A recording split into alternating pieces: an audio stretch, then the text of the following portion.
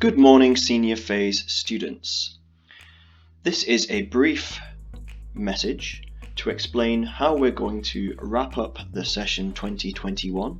As busy and as strange as it's been, the series of assessments are rapidly finishing, and we need to decide how we're going to finish off what we're doing and transition into the next phase. So for some of us, that's going to be going into 5th or 6th year.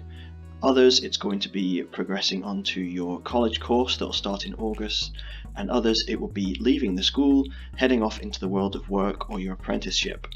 So I thought as your year head, I would speak to you and let you know what our plan is for the next week and a bit.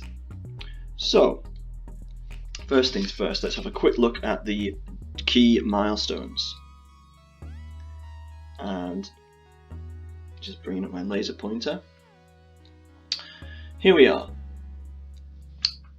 a week today, Friday the 28th of May.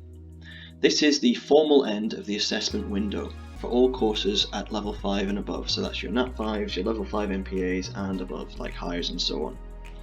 That's the final day that we've offered across Aberdeenshire to get any evidence in that can be looked at, and all the formal assessments that you've been doing. That is going to allow our teachers to then go ahead and finish off the marking, get all the data checks done, and then get everything sorted for the SQA data send that will be happening later on in June. So next Friday the 28th, that's going to be when we will wrap up the assessment window. The following Monday, Monday the 31st, from this day there is no further work to be done for the National 5s and hires and advanced hires. So that means that the only seniors that need to be in school from the 31st of May, Monday, are those that have got National 3 and National 4 assessments to complete. So they'll be coming to school that week. And you guys will know who you are. However, if you'll be doing Nat 5 or hires or advanced hires, there is absolutely no need for you to be in that week. You'll be staying, if you're staying on to S5 and S6, please take that week. So Monday the 31st, Tuesday the 1st, Wednesday the 2nd, and so on. Please take that week to reset for the new timetable starting the following week. If you are leaving school, then you will need to attend on Monday the 31st of May to complete your leavers form. This is a key part of our bit of paperwork that you need to do. It's a legal requirement, and it means that you will be able to get signed off by all your teachers so we know everything's completed, and also the library will get signed off so that we know that you've not got any library books outstanding, and also the library, if you've got a school laptop that you need to bring back, then you need to bring that back to the library so we can sign that off. Okay. Also on your leavers form, it'll tell us what your destination is, because as you'd imagine, it's a key aspect of the school that we need to measure who goes where once they've left school, so we can see how well we're doing. Next, Tuesday the 1st of June. So again, National 3 and 4 students, you will be continuing with assessments that you need to get finished. The second you finished your assessments, then that means you no longer need to be coming in. You can get your leavers form signed, or you can head away ready to start your new timetable the following week if you're staying on. Now, later that afternoon, your new timetable will be issued, everyone's new timetables will be issued to your Glow email address at the end of the day on Tuesday. So check out for that on your Glow inbox. On Wednesday the 2nd of June, again, it's another day for Nat 3 and Nat 4 assessments catch-ups, but that afternoon from 2 p.m, should you be in a position when you're looking at your timetable that you realise, oh, I've been given a provisional score for my subject in maybe biology, say, I've realised I really want to resit Nat 5 biology, or I've realised now that no, I've changed my mind, I'm going to go on and do higher biology based on that, and you need to make a change to your timetable, say, then by all means go on at 2 p.m. to Teams onto your Regi class, message your guidance teacher, leave a message in the chat bar and say I need a change. What will happen next is your guidance teacher will open up a meeting when they're ready and call you in, so you need to make sure that you're online on Teams for the afternoon from home. Your guidance teacher will contact, after they've talked to you, the guidance teacher will contact the faculty that you need to go to. So if it's a change of subject, they'll contact that faculty. If the faculty head approves and thinks it's a good idea, then your guidance teacher will send the info over to me. I'll process the changes if spaces are available, and then what I'll do is I'll be emailing both yourself and your guidance teacher with confirmation. And that will be happening that afternoon, or maybe even to the next couple of days as we process those change requests. Then on Monday the 7th of June, everybody comes in for their new timetable, so S1s have become S2s, S3s have become S4s, and so on. Make sure that you're wearing your uniform and that you are ready for the start of a new academic session that Monday the 7th of June after having a rest week. Okay, so that's the last milestones of this session. Let me now talk about this coming week, the week that ends in the 28th of May. It's the final days of your academic year. You may well find yourself in a class with no further assessments to complete. So what are you going to do? Well, I need you to take the two next steps. Over this next 7 days, I want you to first of all ask yourself, when you're in that subject, can you do revision, past papers, study for assessments for other subjects?